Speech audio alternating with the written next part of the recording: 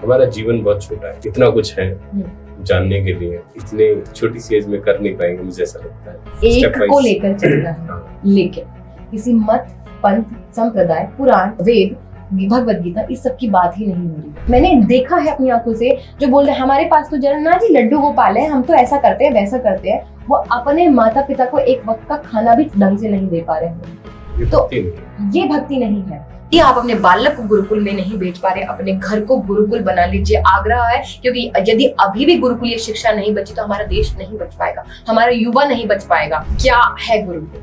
2 line में जो मैं बताती हूँ कि फिर राम कृष्ण निकलेंगे घर घर गली गली से, अर्जुन व कर्ण जैसे योद्धा रणस्थली से।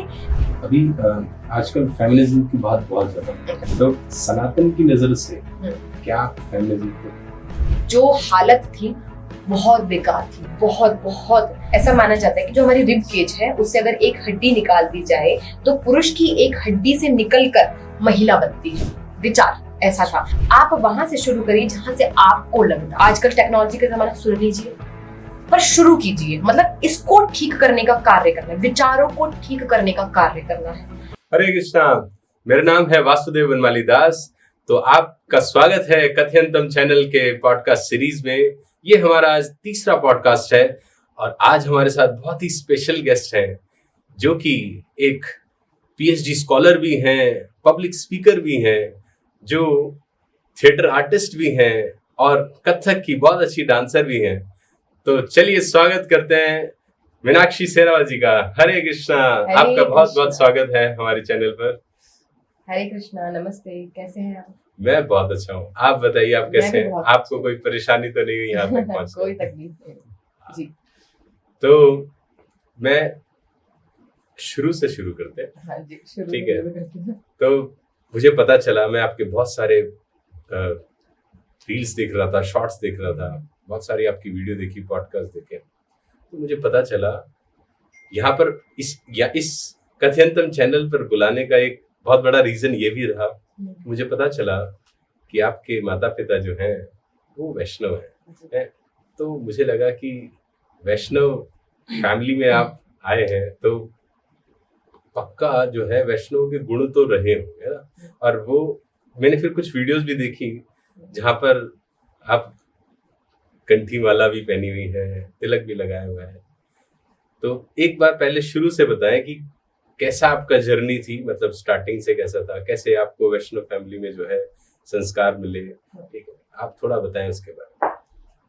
पहली बात तो आपका बहुत बहुत आभार, बहुत बहुत धन्यवाद इस चैनल पर मुझे बुलाने का। और मैं सभी से आग्रह करती हूँ कि हम सब प्रकार की चीज़ें देखते हैं, लेकिन मुझे लगता है सात्विक चीज़ों को जब हम ज़्यादा देखते हैं तो सात्विकता हमारे भीतर आती है। तो ऐसी चीज़ों को आपको ज़रूर देखना चाहिए। और आपने जो प्रश्न किया है उसका उत्तर ये है कि मेरे माता पिता वैष्णव हैं, बहुत रुझान है उनका कृष्ण भक्ति की तरफ, वैष्णविज्म की तरफ। और जिस सोसाइटी में हम रहते हैं, क्योंकि मैं जाट परिवार से आती हूँ, जिस सोसाइटी में हम रहते हैं वहाँ सब जाट फैमिलीज रहती हैं, तो वो मेरे पिता को देखकर कहते हैं कि ये जाट है ही नहीं, ये ब्राह्मण है। उस प्रकार के व्यक्तित्व मेरे पिताजी हैं। इतने सात्विक व्यक्ति मुझे नहीं लगता है कि मैं दूसरा व्यक्ति ऐसा देख पाई हूँ अपने जीवन में। क्योंकि अगर सात्विक व्यक्ति होगा या तो उसने भगवा धारण किया होगा या वो भक्ति की तरफ बहुत ज्यादा होगा, लेकिन एक सांसारिक या एक गृहस्थ जीवन में रहकर व्यक्ति इतना सात्विक और इतना गुणों वाला हो सकता है, ये मैंने कम देखा है। तो मैं अपने पिताजी को देखकर ही बड़ी हुई हूँ। मुझे लगता है कि जो बोलते ना पूर्व जन्म की जो सत्ता है, मैं कर्म की सत्ता को और पुनर्जन्म की सत्ता को, पूर्व जन्म की सत्ता को बहुत मानती हूँ। और यही 2 सत्ता है जिनसे आपका जीवन चल रहा है। मेरे पूर्व जन्म ऐसा रहा होगा, मेरे पूर्व कर्म कुछ ऐसे रहे होंगे जो मुझे ऐसे परिवार में जन्म मिला। मैं बहुत ही भाग्यशाली हूँ। बचपन से ही हम उन स्टोरीज के साथ बड़े हुए हैं, कृष्णा की स्टोरीज। और मतलब मेरे पिताजी बहुत ज्यादा वो व्यक्ति हैं जो योगेश्वर श्री कृष्ण को मानने वाले हैं, जिन्होंने योग अपने जीवन में सिखाया है ना। जैसे आप किसी के गुणों में से एक गुण लेते हैं कि ये व्यक्ति का कितना अच्छा व्यक्तित्व है, इस प्रकार का व्यक्तित्व हमें बनाना है अपना, है ना। तो उसी प्रकार से भगवान श्री कृष्ण के योग वाला जो रूप है उसको हमारे पिताजी हमें बचपन से ही बताते थे। और उनका जीवन भी बहुत योगमय रहा है। आज तक मुझे लगता नहीं उन्होंने कैफीन कभी लिया हो, कभी भी नहीं लिया, कैफीन नहीं। और टैबाको वैको को तो बहुत बुरी अलग बात है। और उन्होंने प्याज लहसुन कभी नहीं अपने जीवन में लिया।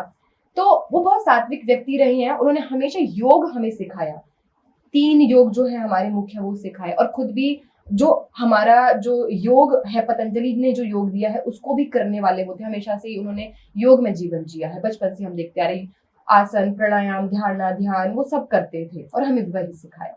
मैं उसी परिवार में बड़ी हुई हूँ।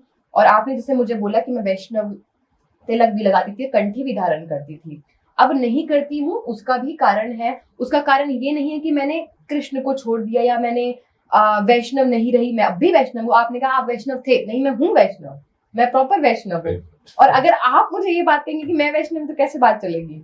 नहीं, आपको बुलाया इसलिए। हाँ। तो वो स्टोरीज के साथ हम बड़े हुए, लेकिन एक टर्निंग पॉइंट मेरे जीवन का था जब मैं गुरुकुल में गई। क्योंकि मेरे पिताजी योग से बहुत संबंध रखते हैं, योग को जीने वाले व्यक्ति हैं। तो उनको लगा कि मुझे, क्योंकि मैं एक थिएटर आर्टिस्ट थी, मैं एक डांसर थी, मेरा रुझान बहुत ज्यादा था एक्टिंग में।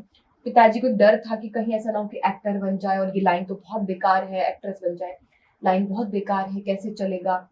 तो उनको लगा कि इसको हम गुरुकुल में भेज देते हैं और मुझे वहां से पतंजलि गुरुकुल उन्होंने भेज दिया। मेरी वहां से मास्टर्स हुई है और अभी मेरी पीएचडी चल रही है। और मुझे जब उन्होंने गुरुकुल में भेजा, वो मेरे लाइफ का टर्निंग पॉइंट था। मेरे जाने का लालच पीछे ये था, मैं भी गई। क्यों गई? क्योंकि मैंने देखा था कि स्वामी रामदेव बड़े बड़े प्रोग्राम्स में जाते रहते हैं, कहीं डांस होता है, कहीं एक्टिंग वाला शो रहता है, वो जाते हैं। अब मैं उनसे बोलूंगी, वो मुझे भी लेकर जाएंगे, मुझे चांस मिल जाएगा। वो एक तरीके से बचपना। और मैं गई वो माइंडसेट लेकर। लेकिन मेरे जीवन का बहुत टर्निंग पॉइंट था वो, कि सही अध्यात्म से मुझे वहां रूबरू हुई मैं। अध्यात्म है क्या? आपने मुझे बोला कि आप पहले तिलक लगाते थे, अब नहीं लगाते हैं। क्योंकि मैं व्यक्तित्व से संबंध रखती हूँ। मैंने ये विचार किया कि मैं किसी एक विचारधारा में फंस कर ना रह जाऊं। होल सम को जानना है मुझे, पूर्ण क्या है ना, अंत क्या है, और कहाँ से शुरू हुआ है, आरंभ क्या है, वो सबको मुझे जानना था। वो सबको जानते जानते सही अध्यात्म तक मैं पहुंची। और आप जैसे कृष्ण को मानते हैं, है ना, आप एक व्यक्तित्व को मानते हैं, कृष्ण के चरित्र, व्यक्तित्व, स्वभाव, व्यवहार, गुण, इस सबको आप मानते हैं, है ना। वही मैं भी मानती हूँ। माता शेरोवाली का क्या गुण रहा है, क्या स्वभाव रहा है, माँ दुर्गा का क्या रहा है, और शिव जी का क्या गुण स्वभाव व्यवहार रहा है। सबसे बड़े योगी जो आप भी देखिए, योग में अगर हम जाते हैं, मैं योग से पढ़ी हूँ, जब हम योग के क्षेत्र में जाते हैं तो सबसे बड़ा जो योगी है वो है भगवान शिव, है ना। तो शिव, योग के क्षेत्र में मैंने शिव को जाना, है ना, शिव क्या है। और उसी प्रकार से जब हम अपने चंचलता के बारे में बात करते हैं तो हम कृष्ण के बारे में, हमारे अंदर सब कुछ है, सब व्यक्तित्व हमारे भीतर ही है ना।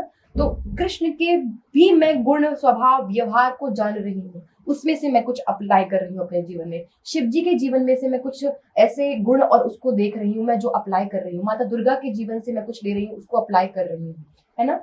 हमारे यहाँ पूजा का अर्थ बताया जाता है, क्या है पूजा का अर्थ। लेकिन जो स्वाभाविक रूप से हम पूजा देखते हैं, वो क्या देखते हैं, अर्थ अलग है, लेकिन देखते क्या है।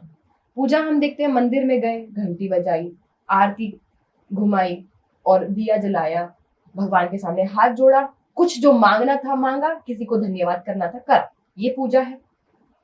किंतु मैंने पूजा का सही अर्थ जाना गुरुकुल में जाने से, कि पूजा का सही अर्थ वो है जब आप किसी प्रतिमा के सामने खड़े हैं, भगवान शिव की, भगवान राम की, भगवान श्री कृष्ण की, आप प्रतिमा के सामने खड़े हैं, आपने मस्तक झुकाया और आपने अपने मन में संकल्प किया कि इस प्रतिमा, इस व्यक्तित्व का जो गुण है, जो स्वभाव है, जो व्यवहार है, उसका किंचित मात्र भी मेरे भीतर आ जाए तो मेरी पूजा सफल हो गई। जैसे हम भगवान राम के बारे में जब बात करते हैं तो वो कैसे आजीवन एक पत्नी व्रता रहे, उसी प्रकार का ब्रह्मचर्य मेरे भीतर भी आ जाए, वही मेरी पूजा है। लेकिन आज व्यक्ति पूजा किसको मानता है? हाथ जोड़े, अपनी प्रार्थना करी कि मुझे ये मिल जाए, या धन्यवाद किया कि मेरा ये हुआ है, आपको धन्यवाद भगवान, ये पूजा मानते हैं। लेकिन मैंने पूजा का सही अर्थ समझा, ये है पूजा का सही अर्थ। तो वो मैं होलसम को मैं जानी, तो मैं आज यहाँ हूँ। और ये नहीं कहूंगी कि आपने बोला कि आप थे वैष्णव, मैं हूँ वैष्णव, और मेरा बहुत कुछ वैष्णविज्म से हुआ है। मैं आज इस मुकाम पर हूँ, मैं आज इस क्षेत्र में काम कर रही हूँ, मैं आज एक पब्लिक स्पीकर हूँ। सबसे बड़े मोटिवेशनल स्पीकर तो भगवान श्री कृष्ण ही रहे ना। मैं बहुत बड़ी वैष्णव हूँ, तो ये मत विचार कीजिए क्योंकि मैंने तिलक नहीं लगाया हुआ है। अब मैं फिर विचार करती थी कि मैं सबको मानने वाली हूँ, मैं सबके व्यक्तित्व, स्वभाव, व्यवहार, गुण को मानने वाली हूँ, किस किस का तिलक लगाऊंगी। ऐसा नहीं है। क्योंकि औषधि भी हमने पढ़ी है, क्योंकि मैंने आयुर्वेद भी पढ़ा है, तो आयुर्वेद की दृष्टि से चंदन भी मैं अपने मस्तक पर लगाऊंगी। वो किसी भी प्रकार से लगाऊं, ऐसे लगाऊं, कैसे भी लगाऊं, वो ठंडक मेरे मस्तक को पहुंचा रहा है, वो शांति मेरे मस्तक को पहुंचा रहा है ना। धैर्य आता है चंदन लगाने से, है ना, एकाग्रता बढ़ती है। तो वो सब मैंने वहां से जाना है। आपने जो बोला थी, मैं हूँ, मेरा परिवार है, वहीं से सब कुछ मिला है। मेरा परिवार वैष्णव है, वो मेरा बहुत बड़ा सौभाग्य रहा है। मेरे ऐसे पूर्व जन्म ऐसा रहा होगा जो मुझे ऐसे माता पिता मिले हैं, उनको मैं लाख बार, करोड़ों बार धन्यवाद करती हूँ। और मैं उस ईश्वर से पहले भी अपने माता पिता को पूजती हूँ जिन्होंने मुझे इस प्रकार के संस्कार दिए, और मैं जो यहाँ बैठी हूँ। आपने बहुत अच्छी बात की। पर मेरे को यहाँ पर एक छोटा सा डाउट जो लगा डाउट आप पूछिए। हाँ, तो मुझे डाउट ये हो रहा है कि हमारा जीवन बहुत छोटा है जी। है ना, और अगर हम सभी को समझने जा अगर कोशिश करते हैं तो हम, और अगर हम देखते हैं 18 पुराण, इतना कुछ है जानने के लिए, है ना? क्या हम सबके लिए सबकी उपासना या सबके बारे में जानना ये हम इतने छोटी सी एज में कर नहीं पाएंगे, मुझे ऐसा लगता है। और हम अलाइन भी नहीं हो पाएंगे, है ना, हमारी थॉट प्रोसेस, क्योंकि सबकी विचारधाराओं में थोड़ा थोड़ा तो फर्क है ना। अगर शिव की उपासना करने वाले जो भक्त होते हैं उनकी विचारधारा में फर्क होता है, वैष्णव की विचारधारा में फर्क होता है, और शाक्त जो होते हैं उनकी विचारधारा में फर्क होता है। तो ये सारी विचारधारा, अलग विचारधाराओं के साथ मुश्किल होगा कि एक अलाइन अप कर पाए। तो आप कह रहे हैं कि सिर्फ एक को लेकर चलेंगे? बिल्कुल एक को लेकर चलना है, लेकिन किसी मत, पंथ, संप्रदाय, पुराण, वेद, भगवद गीता, इस सब की बात ही नहीं हो रही है। तत्व को जानने की बात हो रही है, रूट्स को जानने की बात हो रही है। हमारे ऋषि मुनि जो थे वो हमें किस तत्व के लिए छोड़कर गए हैं? इस मनुष्य जीवन का देह क्या है? ये मनुष्य जीवन किस लिए है ना? हमें इतनी योनियों में सर्वश्रेष्ठ योनि मिली है, मनुष्य की योनि। यदि इस जन्म में भी हम सही नहीं जान पाए, रूट को नहीं जान पाए, तत्व को नहीं जान पाए, तो हमने क्या जाना? हमें बहुत कुछ पर ध्यान ना देकर यम, नियम, आसन, प्राणायाम, प्रत्याहार, धारणा, ध्यान, समाधि, इन अंगों को जान लेना ही मुझे लगता है तत्व को जान लेना है। अभी लोग सोचते हैं कि योग को कि योग क्या है? योग के मैं केंद्रित इसलिए हूँ, पहले तो मैं योग की छात्रा हूँ, दूसरे भगवान श्री कृष्ण सबसे बड़े योगी रहे हैं, भगवान शिव सबसे बड़े योगी रहे हैं। तो ये सब कुछ का जो एक बोलते हैं ना सेंट्रल पॉइंट है, वो योग ही है ना। हर कोई अलग अलग प्रकार के योग के बारे में ही बात कर रहा है। अगर हम बोले कि झूठ नहीं बोलना है, तो योग, ये भी योग के 8 अंगों में से आ रहा है। यम और नियम में हम ये सीखते हैं, झूठ नहीं बोलना, चोरी नहीं करना, ब्रह्मचर्य का पालन करना है, शौच बनाए रखना, मतलब अपने बाहर की भी क्लीनिंग और अंदर की भी क्लीनिंग, हमें एक संतोष बनाए रखना है। ये सब कुछ हम योग में सीख रहे हैं। तो छोटे से छोटा पॉइंट भी यदि आप बोलेंगे जीवन में कि आप किसी बालक को क्या सिखाएंगे, बेटा चोरी नहीं करनी, ये भी योग है। आप बोलेंगे झूठ नहीं बोलना, ये भी योग है। आप बोलेंगे ब्रह्मचर्य का पालन करना, ये भी योग है। आप कहेंगे कि शौच बनाए रखना है ना, वो भी अंदर का बाहर की सफाई रखनी, ये भी योग है। संतोष बनाए रखना, आपका जो है आपका है, उसका जो है उसका ही रहने दीजिए, कभी दूसरे की दृष्टि नहीं डालनी है, बेकार दृष्टि नहीं डालनी किसी के समान पर, ये भी योग है। तो सब कुछ ही तो योग है। तो इस सब का जो सेंट्रल पॉइंट है वो योग है, और वो जो तत्व जो मैं रूट की बात कर रही हूँ वो योग ही। और सारे जो भगवान के बारे में बात करें, सब व्यक्तित्व के बारे में बात करें, सभी की चरित्र के बारे में बात करें, उन सबका सेंट्रल पॉइंट भी योग ही था। भगवान श्री कृष्ण ने अर्जुन को क्या सिखाया? योग सिखाया, कर्म योग, भक्ति योग, है ना। कितने 18 अध्याय, 18 का 18 अध्याय योग ही सिखा रहे हैं। 700 श्लोक सब योग ही सिखा रहे हैं, है ना। उन्होंने बीच में ये भी बताया ना कि भक्तियां माम अभिजाने जी, एक भक्त ही मुझे जान सकता है। तो मैं भक्त हूँ ना, अच्छा, भक्त की क्या परिभाषा है आपके अनुसार? मैं पॉडकास्ट नहीं हूँ आपको। बिल्कुल आपसे अगर मैं प्रश्न करना चाहूँ तो भक्त की क्या परिभाषा आप समझते हैं? भक्त की परिभाषा जितना मैं समझ पाया, भक्त का मतलब है सरेंडरनेस, ठीक है, और विदाउट सेल्फिशनेस भगवान की सेवा करना, ये भक्ति। बिल्कुल, मेरे को ऐसा। अच्छा, अगर अच्छा अभी आपकी ही बात से हम अब लेते हैं सरेंडर कर देना, है ना? किसके सामने सरेंडर कर देना? भगवान के सामने सरेंडर कर देना। आपने बोला सेवा करना, किसकी सेवा करना? भगवान की सेवा करना। हम सब में ईश्वरीय तत्व है, ठीक है। माता अगर सेवा करने, अभी आइडल की सेवा करेंगे, ठीक है, ऐसे भी लोग आपने देखे होंगे अपने जीवन में, जो मंदिर में तो भगवान की सेवा कर रहे हैं, लेकिन घर जाके अगर उनके घर देखो माता पिता की सेवा नहीं हो रही है। वो लोग मैंने देखा है अपनी आंखों से, जो बोल रहे हैं हमारे पास तो ना जी लड्डू गोपाल है, हम तो ऐसा करते हैं वैसा करते हैं। वो अपने माता पिता को एक वक्त का खाना भी ढंग से नहीं दे पा रहे हैं। तो ये भक्ति नहीं है। सरेंडर किसके सामने करना है, सेवा किसकी करनी है, प्रथम क्या रहना चाहिए आपका विचार। जैसे आप एक आइडल वर्शिप के बारे में जब हम बात करते हैं, उससे पहले हम उस आइडल की बात कर रहे हैं कि जो भगवान ने हमारे पास दिए हैं। सबसे बड़े आइडल, सबसे बड़ी प्रतिमा, सबसे बड़े सिखाने और सीखने वाले अगर कोई व्यक्ति है तो वो माता पिता है, हमारे वृद्ध जन है। क्या उनकी हम उतनी सेवा कर पा रहे हैं? हम भगवान की सेवा तो जब कर पाएंगे ना, या वो भी भगवान की सेवा ही है ना? क्या ये भगवान की सेवा नहीं है? क्या मैं आपसे प्रश्न करूं कि अपने माता पिता की, अपने गुरुजनों की और अपने वृद्ध जनों की सेवा करना, क्या ये भगवान की सेवा नहीं है? डिपेंड करता है। अच्छा, कैसे डिपेंड करता है? हाँ, क्योंकि प्रहलाद महाराज के पिता हिरण्यकश्यपु थे। हिरण्यकश्यपु अगर आप यहाँ पे कंडीशंस लगा देंगे, तो अगर हम कुछ इसमें वो लगा दें पॉइंट्स की, हाँ उनका वो भी अच्छा होना चाहिए, विचार भी उनके अच्छे होने चाहिए, उनका व्यक्तित्व और चरित्र भी अच्छा होना चाहिए, ये वाले पॉइंट्स को अगर हटाकर मैं बात करूं, और फिर भी प्रहलाद महाराज क्योंकि एक बहुत अच्छे भक्त थे, तो उन्होंने अपना मतलब पुत्र होने का धर्म भी निभाया। एंड मोमेंट में उन्होंने भगवान से प्रार्थना भी करी कि मेरे पिता का क्या हुआ, मतलब पिता का मोक्ष मिला नहीं मिला। उन्होंने उनसे पूछा, तो ऐसा नहीं है कि हाँ कंडीशन मेरा ये मतलब है कि आपने जैसे बोला कि पेरेंट्स हमारे जो है, मैं बहुत सपोर्ट कर रहा हूँ इस बात से कि हमें करना ही चाहिए। अच्छा भक्त जब तक अगर अपने पेरेंट्स की सेवा नहीं कर सकता, भगवान की सेवा क्या ही करेगा, ठीक है। बट अगर पेरेंट्स उसको भक्ति करने से अपोज कर रहे हैं, तो मुझे लगता है कि फिर एक बहुत बड़ा कारण नहीं, कोई भी अगर अब इसको हम मनुष्य के स्तर पर देखें, किसी भी एक जीव का दूसरे जीव पर कोई अधिकार नहीं है, ये है ना। और अगर एक जीव किसी के उत्थान में बाधा बन रहा है तो वो गलत ही है, चाहे वो माता पिता हो, गुरुजन हो, कोई भी हो, वो गलत ही है। अभी हमने भक्ति की बात करी थी, है ना।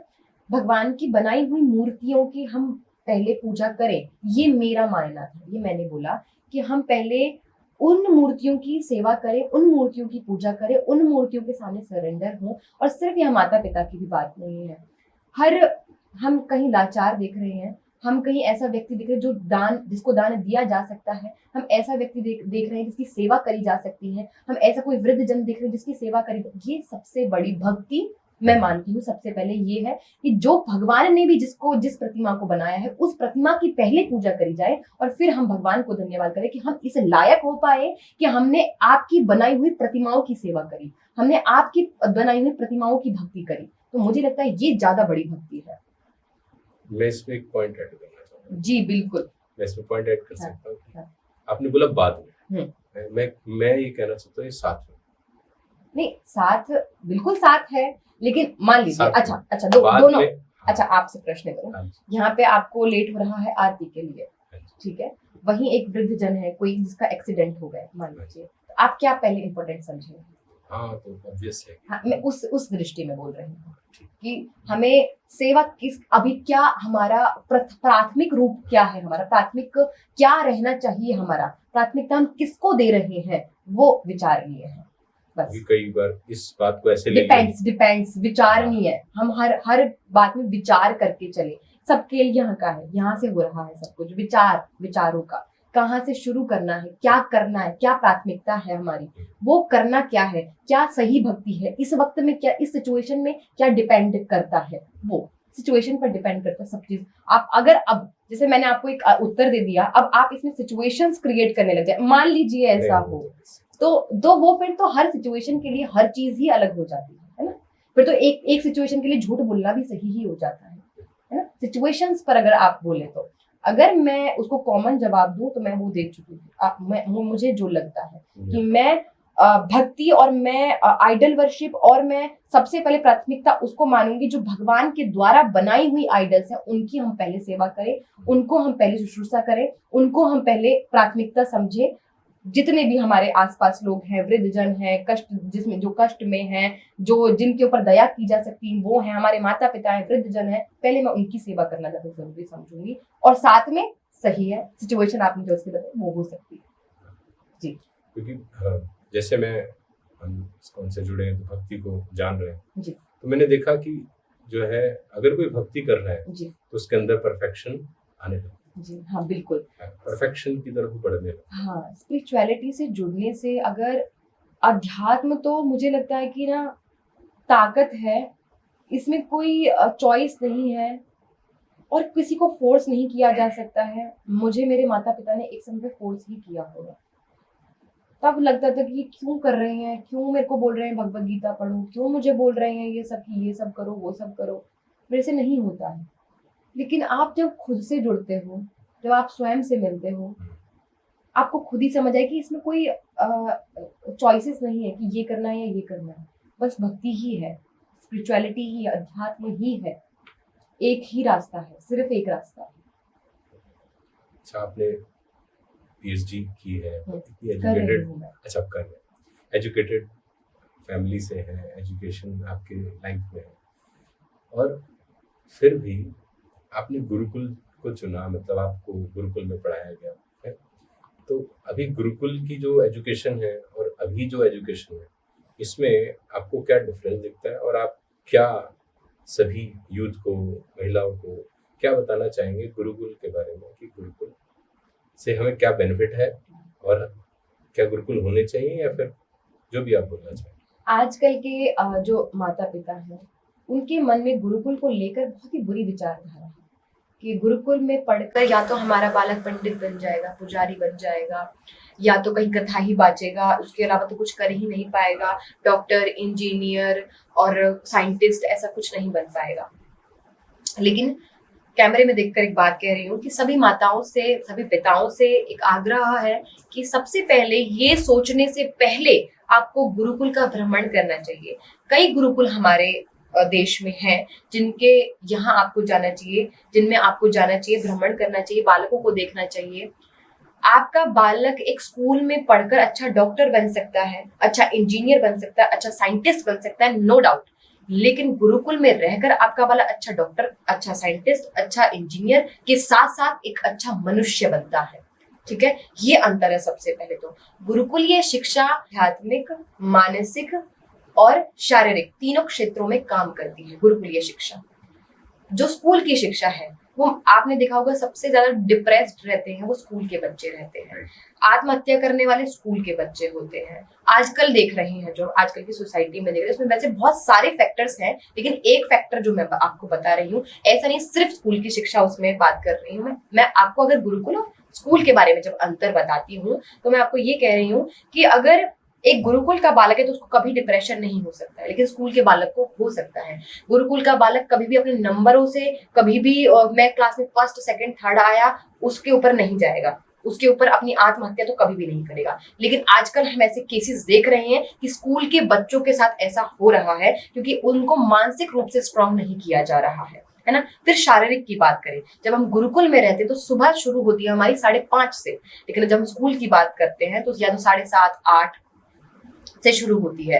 और गुरुकुल में भी अगर 5:30 बजे क्लास है तो आपको 4 बजे उठना पड़ेगा, है ना। तो गुरुकुल की सुबह तो 4 बजे से ही शुरू हो जाती है और स्कूल की सुबह होती है 8 बजे से शुरू, है ना। तो वो जब 4 बजे से शुरू हो रही है तो उसमें योग भी होगा, उसमें ध्यान भी होगा, यज्ञ भी करवाया जाएगा। उसके बाद आप जाओगे शिक्षा लेने के लिए, है ना, और फिर आप आओगे, फिर वहां से अपना गुरुकुल का कार्य करोगे, जो भी आपको मिला है स्कूल में, है ना, गुरुकुल में, वो आप कार्य करोगे।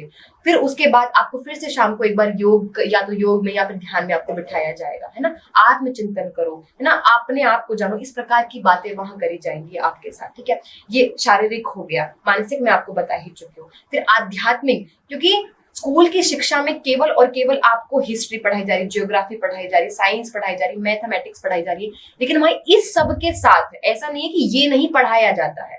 मॉडर्न शिक्षा के साथ साथ, क्योंकि जैसे जैसे हमारी जनरेशन आती गई है वैसे वैसे सब चीजों का मॉडिफिकेशन हुआ है, उसी प्रकार से गुरुकुल का भी हुआ है। पहले गुरुकुल में केवल और केवल शास्त्र की शिक्षा, केवल वेदों की शिक्षा, इस प्रकार की शिक्षाएं दी जाती थी, किंतु अब मॉडर्न शिक्षा के साथ साथ जो हमारी प्राचीन शिक्षा है वो भी दी जाती है। तो इन सब चीजों के साथ साथ आपको आध्यात्मिक पुस्तकें भी पढ़ाई जाती हैं, और स्कूल में आप सिर्फ ये सारी पुस्तकें पढ़ रहे हैं, तो ये आध्यात्मिक रूप से आपको स्ट्रॉन्ग करता है, मानसिक रूप से भी, शारीरिक रूप से भी और आध्यात्मिक रूप से भी आपको स्ट्रॉन्ग करने का कार्य करता है गुरुकुल। लेकिन स्कूल की तरह और शिक्षा को कंपैरिजन की अगर हम बात करें तो मैं ऑब्वियसली कहूंगी कि गुरुकुल की शिक्षा स्कूल की शिक्षा से अच्छी है, ज्यादा अच्छी है, बहुत अच्छी है, बहुत बेहतर है। ना तो आपको स्कूल में शारीरिक इतना सिखाया जाता है, अब तो होने लग गई कुछ चीजें, लेकिन उतना शारीरिक नहीं है। मानसिक रूप से तो बिल्कुल भी स्ट्रांग नहीं किया जाता, बल्कि आपके ऊपर ही प्रेशर दे दिया जाएगा। और आध्यात्मिक रूप से तो कुछ भी नहीं है, जो था वो भी नहीं रहा है, बिल्कुल नहीं रहा है। जब मैकाले यहाँ आया था तो हमारे यहाँ मतलब गुरुकुलीय शिक्षा उस स्तर पर थी, मुगलों ने हमारे गुरुकुलों को तोड़ा, है ना। 5000 से ज्यादा गुरुकुल थे, जिसमें ऐसे बड़े बड़े गुरुकुल थे जिनके अंडर गुरुकुल चलते थे, जैसे नालंदा, तक्षशिला, विक्रमशिला, ये बड़े बड़े गुरुकुल थे। इन गुरुकुल्स के अंडर छोटे छोटे गुरुकुल्स चलते थे, जैसे एक यूनिवर्सिटी हो गई और उस यूनिवर्सिटी से एफिलेटेड कुछ कॉलेज हो गए, है ना। वो यूनिवर्सिटी उन कॉलेजेस को चलाती है, लेकिन वो यूनिवर्सिटी नहीं बन जाएंगे, है ना, वो कॉलेजेस। उसी प्रकार से नालंदा, तक्षशिला, विक्रमशिला, ये बड़े बड़े हमारे गुरुकुल हुआ करते थे। इन्हीं गुरुकुलों के अंडर छोटे छोटे गुरुकुल चलते थे। तो इन्होंने क्या किया, मुगलों ने गुरुकुलों को तोड़ा, बड़े गुरुकुलों को तोड़ा, और छोटे गुरुकुल अपने आप समाप्त हो गए, है ना। जब आपकी जो भी शिक्षा चल रही है वो एक चीज से चल रही है, एक यूनिवर्सिटी से चल रही है, यूनिवर्सिटी ही खत्म हुई तो कॉलेज का कोई मूल्य नहीं। उसी प्रकार से इन्होंने हमारे गुरुकुलों पर प्रहार किया, बड़े गुरुकुलों पर प्रहार किया। नालंदा तक्षशिला के बारे में तो आप जानते हो, कितने वर्ष तक वो चलती रही आग, है ना। ठंडियों में वो लोग आते थे तो क्योंकि ठंड के कपड़े नहीं लाते थे, तो क्या करते थे, वह किताबों को निकालते थे, आग लगाते थे और उनसे अपना शरीर गर्म करते थे। कितनी किताबें थी हमारी गुरुकुलों में। तो इन्होंने, मुगलों ने हमारे गुरुकुलों को इस प्रकार से तोड़ा, और अंग्रेजों ने उनसे भी बुरा काम किया, उन्होंने हमें यहाँ से बेकार किया, है ना। उन्होंने हथियार के दम पर करा और उन्होंने विचार के दम पर करा। हथियार के दम पर मुगलों ने किया, विचार के दम पर इन्होंने, ईसाइयों ने करा, है ना। ईसाईकरण जब हमारे यहाँ आया, ईसाई जब हमारे यहाँ आए, अंग्रेज यहाँ आए, तो उन्होंने देखा कि ये लोग गुरुकुल खत्म हो गए हैं, लेकिन ये लोग आज भी इतने स्ट्रॉन्ग हैं कि मैकाले जब यहाँ आता है, जो अपने पत्र लिखता है अपने पिता को, उसमें कहता है कि I have travelled across the length and breadth of India but I have not seen one person who is thief, who is beggar, such wealth I have seen in this country. मैं इस देश में आया, लेकिन मैंने इस देश में एक भी चोर नहीं देखा, एक भी ऐसा व्यक्ति नहीं देखा जो दूसरे के ऊपर आश्रित है। ये लोग, अगर एक परिवार में 5 जन होते हैं तो पांचों के पांचों अपना अपना कार्य करते हैं और उसका ही खाते हैं। कोई किसी मुफ्त का नहीं खाता है, या भिखारी नहीं है, या दूसरों के ऊपर आश्रित लोग नहीं है। ये कैसे इतने स्ट्रॉन्ग हैं? तो उसने कहा कि गुरुकुल खत्म हो गए हैं, इनके गुरुकुल जल चुके हैं, टूट चुके हैं, ध्वस्त हो चुके हैं, लेकिन आज भी इतनी स्ट्रॉन्ग आइडियोलॉजी इनकी, आज भी इतने अच्छे विचार इनके कहाँ से? तो कहते हैं कि ये अपने पूर्वजों का गौरवशाली इतिहास पढ़ते हैं। और पूर्वज कौन है आपसे अगर पूछो तो क्या कृष्ण आपके पूर्वज हैं? भगवान श्री कृष्ण है। चलो, बहुत अच्छा उत्तर देखो। नहीं, वो तो भगवान है, ऐसा उत्तर देते हैं लोग। किंतु 50 साल पहले रहे हूँ, 5000 साल पहले रहे हूँ, 500 साल पहले रहे हैं, तो हमारे पूर्वज, उनके ही तो वंशज हैं हम। तो उसने कहा कि ये अपने पूर्वजों का गौरवशाली इतिहास पढ़ते हैं, श्री राम का इतिहास पढ़ते हैं, योगेश्वर भगवान श्री कृष्ण का इतिहास पढ़ते हैं। ये अपने पूर्वजों का इतिहास पढ़कर और अब मेंटली इतने स्ट्रांग हो चुके कि वही अपने बालकों को दे रहे हैं, वो बालक फिर वही सीखते हैं। तो सबसे पहले तो इनकी शिक्षा को बदला जाए।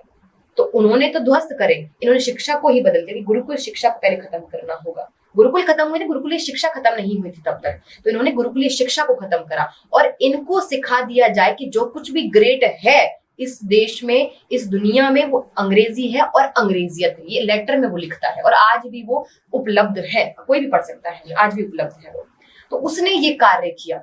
तो मतलब गुरुकुल शिक्षा इतनी पावरफुल थी कि उससे डरता है वो व्यक्ति, और वो कहता है कि अगर इनको गुलाम बनाना है तो सबसे पहले तो गुरुकुल शिक्षा को खत्म करना होगा। तो आप सोचिए कितनी पावरफुल शिक्षा थी वो, कितनी अच्छी शिक्षा थी वो, जो आज खत्म कर दी गई है ना। तो मुझे लगता है कि आज हम गुरुकुल में अपने बालक को नहीं भेज पा रहे, या हमें लगता है कि हम नहीं भेज पाएंगे। पहले तो ऐसा कुछ भी नहीं है, मैं भी आपके सामने उपस्थित हूँ और भी बहुत सारे ऐसे बालक मैं आपको दिखा दूंगी। आपको गुरुकुल चोटीपुरा है, बहनों का गुरुकुल है, कन्या गुरुकुल है, वहां जाइए, आप हैरान रह जाएंगे उनकी स्किल्स देखकर। इतनी अच्छी स्किल्स, गुरुकुल चोटीपुरा आप सर्च कीजिएगा, आप भी सर्च कीजिएगा, और उन कन्याओं को देखिएगा, इतनी स्किलफुल कन्याएं हैं वहां पर, इतनी स्किलफुल कि मैं हैरान हूं उनको देखकर। एडमिशन नहीं होता है ऐसी बालिकाओं का वहां पे। ऐसे ही गुरुकुल पतंजलि में आप जाइए, कुरुक्षेत्र गुरुकुल में जाइए, बहुत सारे गुरुकुल हैं, आप जाइए वहां पे। पर फिर भी आपको लगता है कि आप अपने बालक को गुरुकुल नहीं भेज सकते हैं। मैं आप लोगों से, माता पिताओं से इस पॉडकास्ट के माध्यम से आग्रह करना चाहती हूँ कि अपने घर को गुरुकुल बना दीजिए, अपने घर को गुरुकुल बना दीजिए, क्योंकि आपका बालक गुरुकुलीय शिक्षा के बिना कुछ भी नहीं कर सकता है। कैसे बना दीजिए? अपने घर में इस प्रकार के आचार विचार स्वभाव व्यवहार गुणों वाला व्यक्ति आप बनाइए उस बालक को, और ऐसे आप उपस्थित रहिए उसके सामने। टेलीविजन को बंद कीजिए, क्योंकि एक बच्चे के शो से लेकर और एक युवा के शो से, एक महिला के शो को देखेंगे जो टेलीविजन में जो आते हैं, वो सभी हमें गंदगी ही सिखा रहे हैं। वो पहले बंद कीजिए। फिर अपने घर में ऐसी चीजें रखिए जैसे रामायण, महाभारत, भगवद गीता, वो पढ़िए और पढ़ाइए अपने बालक को। तो अपने घर को गुरुकुल बना लीजिए। बहुत लंबा मैंने आपको इस पे विचार दिया है, किंतु मैं समझती हूँ बहुत जरूरी है, बहुत इंपॉर्टेंट है कि यदि आप अपने बालक को गुरुकुल में नहीं भेज पा रहे, अपने घर को गुरुकुल बना लीजिए। आग्रह है, क्योंकि यदि अभी भी गुरुकुलीय शिक्षा नहीं बची तो हमारा देश नहीं बच पाएगा, हमारा युवा नहीं बच पाएगा। और जिस भारत की आप बात करते हैं कि हमें वापस से अपने भारत को बनाना है विश्व गुरु, नहीं बन पाएगा। तो आपको अपने बालक को उस प्रकार से शिक्षित करना है कि गुरुकुलीय शिक्षा की जैसे वो शिक्षित हो, घर में हो बेशक से, जैसे मैं हुई हूँ। बचपन से मैंने गुरुकुल में ज्वाइन नहीं किया है, लेकिन मेरे माता पिता ने अपने घर में ऐसा माहौल रखा, हमारे घर में ऐसा माहौल रहा कि मुझे वो शिक्षा बचपन से ही मिली है। तो वो आपको रखना चाहिए। आपने कंपैरिजन जब पूछा तो ऑब्वियसली मैं कहूंगी कि जो गुरुकुलीय शिक्षा है वो बहुत महान है, उसका कंपेयर तो करा ही नहीं जा सकता है किसी से। फिर भी आप अगर कॉन्वेंट स्कूल गुरुकुल की शिक्षा के बारे में पूछे तो मैं कहूंगी गुरुकुलीय शिक्षा सर्वश्रेष्ठ है। Thank you so much. मैं चाहता था कि आप इस पे सच में बहुत ज्यादा बोले, क्योंकि मेरे भी 2 छोटे बालक हैं। अच्छा। तो मैं भी चाहता हूँ कि गुरुकुल में पढ़े। होलसम विकास, मतलब पूरा पूरा विकास, सर्व विकास जब होता है, जब आप पूर्ण विकास के बारे में बात करते हैं तो वो गुरुकुलीय शिक्षा। मुझे कोई कह रहा था, बहुत अच्छा हमारे यहाँ गीत चलता है कि क्या है गुरुकुल। 2 लाइन में जब मैं बताती हूँ कि फिर राम कृष्ण निकलेंगे घर घर गली गली से, अर्जुन व कर्ण जैसे योद्धा रणस्थली से, भीष्म से ब्रह्मचारी और भीम महाबली से, गौतम कणाद जैमिनी ऋषिवर पतंजलि से। ये होता है गुरुकुल शिक्षा से, ऐसे लोग गुरुकुल शिक्षा से निकलते हैं। और गुरुकुल के लिए मैंने देखा कि इस्कॉन में भी इस पर बहुत ज्यादा जोर दिया जा रहा है कि ज्यादा से ज्यादा गुरुकुल हो। और मैं आपका एक रील सुन रहा था, रील शॉर्ट जो सुन रहा था, उसमें मैं सुन रहा था कि आप हमारे इस डिवाइन ग्रेस इसी भक्तिवेदांत स्वामी श्रील प्रभुपाद के बारे में थोड़ा सा उनको ग्लोरीफाई करें। क्या आपकी लाइफ में उनका कोई रोल रहा है ऐसा? हाँ, मैं बोलती हूँ कि 70 वर्ष के थे जब वो अमेरिका गए थे। तो मैं युवाओं की परिभाषा बता रही थी। आजकल युवाओं को समझा जाता है कि 25 वर्ष का होगा या 20 वर्ष का होगा वो युवा होगा। मेरी दृष्टि में अगर वो 25 और 20 वर्ष का है और वो 9 बजे सोकर उठ रहा है तो वो युवा नहीं।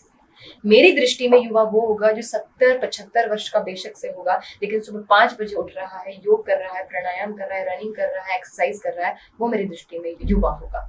तो मैं कहती हूँ कि 70 वर्ष के प्रभुपाद जी या एक यात्रा पर निकलते हैं वो ये आयु नहीं देखते हैं कि आज आयु देखेंगे कि भाई मैं तो इतने वर्ष का हो चुका हूँ, अब तो क्या ही कर पाऊंगा, बुढ़ापा आ गया है, अब तो सिर्फ खुद का ध्यान करना है, खुद का चिंतन करना है, अब तो पूजा पाठ का टाइम आ गया है। वो ये ना सोचते हुए कि मेरी पूजा पाठ का टाइम है, बल्कि पूरे संसार को, पूरी सृष्टि को पूजा पाठ सिखानी है मुझे, पूरी सृष्टि को कृष्ण से जोड़ना है मुझे, उस तत्व से जोड़ना है, उस व्यक्तित्व से जोड़ना है, तो वो उस यात्रा पर निकल जाते हैं। तो मेरी दृष्टि में सबसे बड़े युवा रहे हैं प्रभुपाद जी, श्रील प्रभुपाद जी। और देखिए, इस्कॉन का मेरे जीवन में बहुत बड़ा रोल है, क्योंकि यूथ को अट्रैक्ट करने का कार्य जो इस्कॉन कर रहा है, वो मुझे नहीं लगता कि कोई मत, पंथ, संप्रदाय कोई भी कर पा रहा हो। कोई नहीं, कोई विचारधारा कोई नहीं कर पा रहा, कोई कम्युनिटी, कुछ भी बोलेंगे हम, एक ऑर्गेनाइजेशन, कोई भी वो कार्य नहीं कर पा रहा है जिस प्रकार से इस्कॉन कर रहा है। वो इस्कॉन गठित है प्रभु श्रीला प्रभुपाद जी द्वारा। तो उन्होंने क्या विचारधारा रखी होगी, वो खुद अगर आयु से माने, खुद युवा नहीं थे आयु से, लेकिन उन्होंने सोचा कि सबसे ज्यादा युवा जोड़ने का कार्य होगा इस ऑर्गेनाइजेशन से, वो उस ऑर्गेनाइजेशन से हो रहा है। और ये तो सब इस्कॉन वालों को धन्यवाद कहना होगा कि आप उस विचारधारा को लेकर चल रहे हैं, क्योंकि कोई किसी ने किसी चीज की कोई संस्थापक रहा, किसी ने कोई ऑर्गेनाइजेशन बनाई, वो किसी कार्य के लिए बनाई होती है और उसका कार्य ही कुछ और चल रहा होता है। ऐसा ही होता है। हम कितनी ही ऐसी ऑर्गेनाइजेशन से मैं मिली हूँ, जुड़ी हूँ, मैंने उनमें भ्रमण किया है कि शुरू कुछ और ध्येय से होती है और कुछ और ही चल रहा होता है वहां पर। लेकिन इस्कॉन ने जो शुरुआत से था वही अंत तक है, और वो युवाओं को जोड़ने का, भक्ति से जोड़ने का जो कार्य कर रहा है, मुझे नहीं लगता कोई और ऑर्गेनाइजेशन कर रही है। मैं ऑन कैमरा बोल रही हूँ, बोलेंगे दीदी नहीं ऐसा नहीं, नहीं ये है, मैं खुद जुड़ी हूँ, मैंने खुद फील करा है, मैं गई हूँ। और जो युवा वहां पे जाकर, क्योंकि आप पहले ही कहेंगे आइए आपको बताते हैं कि भगवत गीता का पहला श्लोक क्या कहता है, आप आइए, पहले हम झूमेंगे, पहले हम गाएंगे, पहले हम कृष्ण से जुड़ेंगे, पहले हम नाम जप करेंगे, पहले हम नाम लेंगे, उस धुन पर हम झूमेंगे, पहले हम ये करेंगे, फिर बताएंगे आपको कि आगे क्या होगा। वो एक सबसे अच्छा कॉन्सेप्ट है। जैसे संघ में भी ऐसा होता है, आरएसएस में भी होता है। मैं संघी परिवार से हूँ, मैं खुद आरएसएस से द्वितीय वर्ष शिक्षित हूँ मैं समिति से। तो संघ में भी ऐसा करते हैं। हम कैसे जुड़े, मेरा परिवार कैसे जुड़ा, मेरा भाई था सबसे पहले जुड़ने वाला संघ से। तो शाखा चल रही थी एक, वहां बच्चे खेल रहे थे, मेरे भाई पापा मैं भी जाऊंगा, वो कुछ खेल रहे हैं पार्क में। और पापा ने कहा जाओ जाओ जाओ आप भी खेलो। उसको बुलाया, आओ बेटा, हाँ तो खेलो, चलो हमारे साथ। 2 दिन खेला, 3 दिन खेला, फिर उसको परिचय दिया, संघ क्या है, आरएसएस क्या है, उसको बताया, राष्ट्रभक्ति, देशभक्ति, बालक निर्माण और संस्कार, ये सब के बारे में उसको परिचय दिया।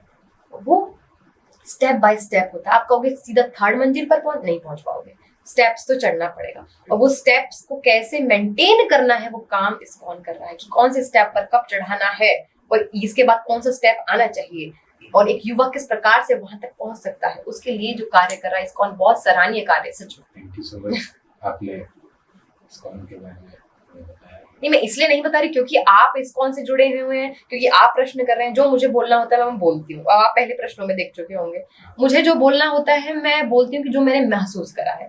हो सकता है कि मेरा ज्ञान कम हो सकता है मेरी नॉलेज कम हो सकता है कि जो आप विचार करते हो वो मेरे विचार ना हो, सबके विचारों में डिफरेंस हो सकता है, किंतु मैंने जो महसूस करा है मैं सिर्फ वही बोलती हूँ। झूठ मैं बोल नहीं पाऊंगी, बोलना चाहिए भी नहीं, तो मैं वो बोलूंगी जो मैंने महसूस करा है।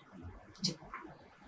अभी आजकल फेमिनिज्म की बात बहुत ज्यादा बढ़ रही है, तो सनातन की नजर से क्या फेमिनिज्म को, सनातन की दृष्टि से फेमिनिज्म जो शब्द है वो फ्रांस का है, फ्रांस से आया है। 1870 के आसपास ये हमारी अंग्रेजी में जुड़ा है। 1835 या 40 के आसपास ये शब्द आया था, जब महिलाओं को किसी प्रकार का अधिकार नहीं था। यहाँ तो फिर भी महिलाओं को बहुत सम्मान, फिर भी नहीं, यहाँ तो महिलाओं को सम्मान है। आप इस तरफ जाएंगे, जब वेस्टर्न की तरफ जाएंगे, पहले उनकी विचारधारा देखेंगे। आज हमें मॉडर्न और ये सब सोसाइटी दिखती है उनकी, किंतु पहले महिलाओं की जो हालत थी बहुत बेकार थी, बहुत बहुत। इस्लाम भी महिलाओं को बहुत सम्मान दे देता होगा अगर हम देखें कि ईसाई लोग पहले महिलाओं का क्या सम्मान करते थे। ऐसा माना जाता है कि जो हमारी रिब केज है उससे अगर एक हड्डी निकाल दी जाए तो पुरुष की एक हड्डी से निकलकर महिला बनती है। विचार ऐसा था।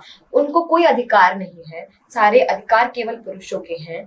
शिक्षा का अधिकार नहीं है, कोई मौलिक अधिकार नहीं है, और कोई भी क्या बोलते हैं, वोट देने का अधिकार नहीं है, ये कोई अधिकार नहीं है, और राज करने का अधिकार नहीं है, और क्या बोलते हैं, राज्य को संभालने के लिए एक रानी हमारे जैसे यहाँ बनी जाती थी, वो तो सोच भी नहीं सकते थे उस चीज को।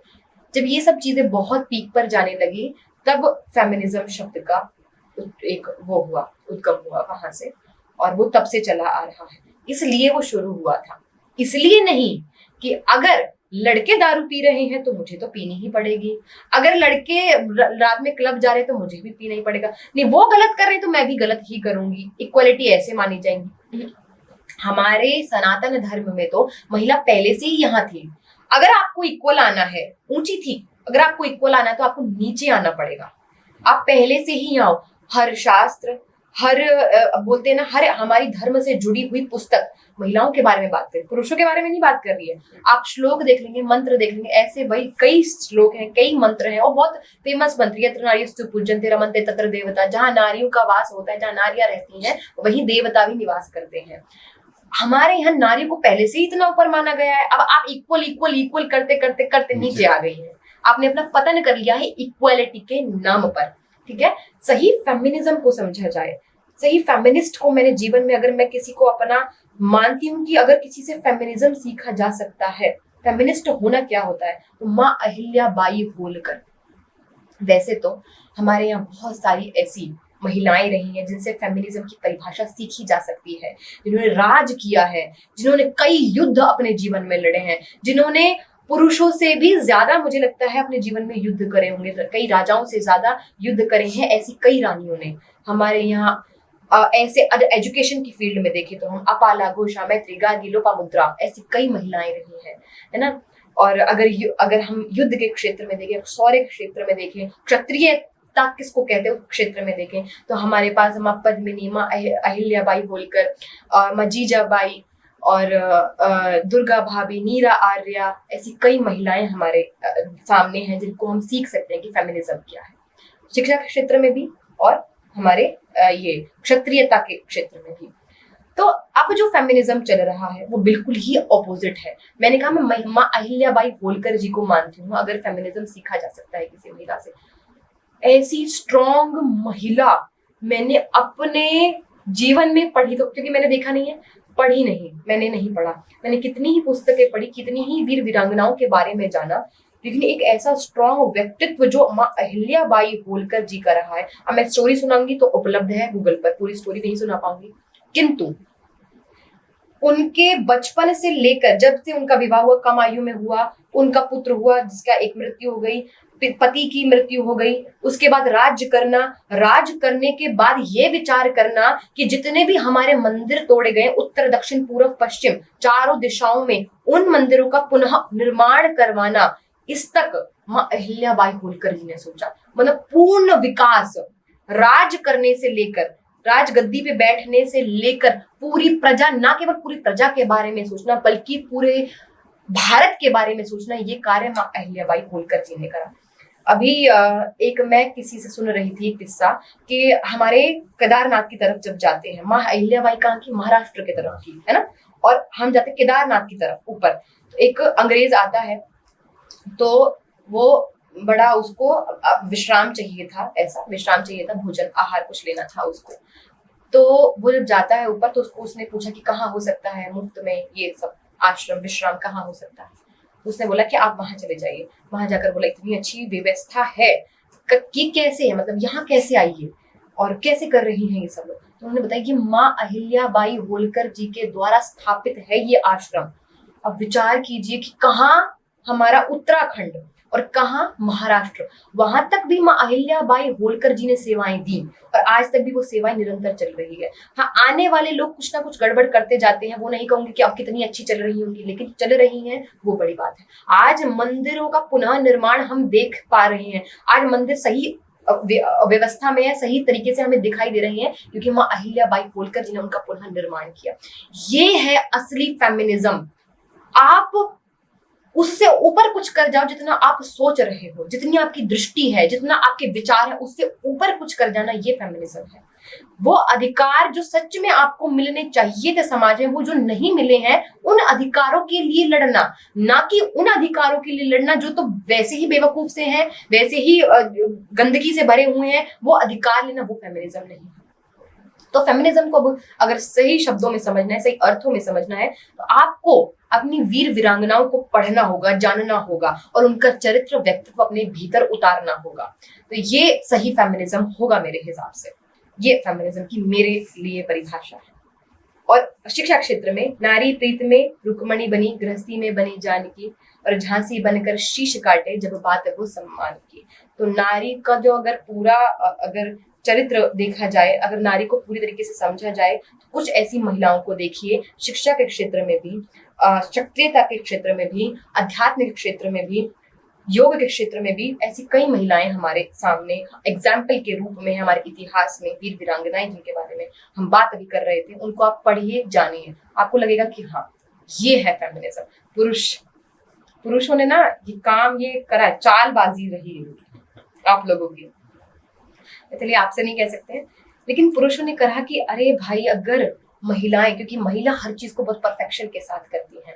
अब महिलाएं बदनाम है कि गाड़ी देखा महिलाएं वो ऐसा कर देती है, तो वो अपने आप को समझ लीजिए हाँ ऐसा ही हो सकता है कि हम गाड़ी ठीक चला ही नहीं सकते। आपने चलाकर नहीं देखी है, उन्होंने आपको बता दिया पहले कि तुम महिला हो, तुम नहीं चला पाओगे, और तुमने ये विचार कर लिया कि मैं नहीं चला पाऊंगी। तुम चला पाओगी, तुम पूरा चला पाओगी, तुम चला कर देखो।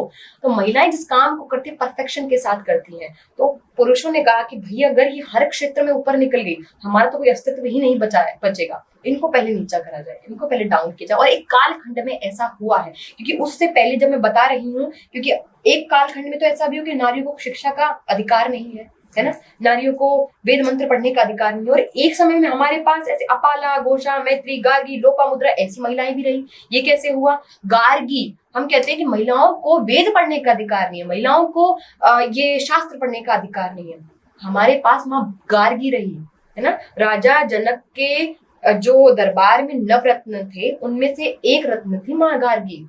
और याज्ञवल्क्य जी और माँ गार्गी का अगर शास्त्रार्थ देखेंगे तो आपको पता लगेगा, माँ गार्गी जी की नॉलेज और शास्त्रों की उनकी नॉलेज और वेदों की नॉलेज, उस समय पे आप विचार कीजिए। तो आप कहते हैं कि नारियों को वेद पढ़ने का अधिकार नहीं है, तो आप हमारे इतिहास को पढ़िए, तब पता लगेगा कि नारियों को पढ़ने का अधिकार है या नहीं है। ऐसी विदुषियां हमारे इतिहास में हमारे एग्जाम्पल बन के हमारे साथ है। तो उनको आप पढ़िए, उनको आप जानिए, ये फेमिनिज्म है।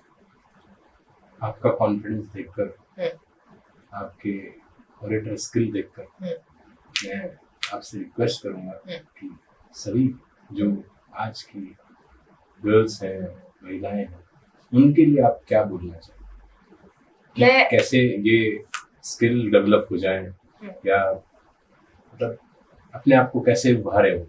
मैं कहती हूँ कि सारा खेल यहाँ का है।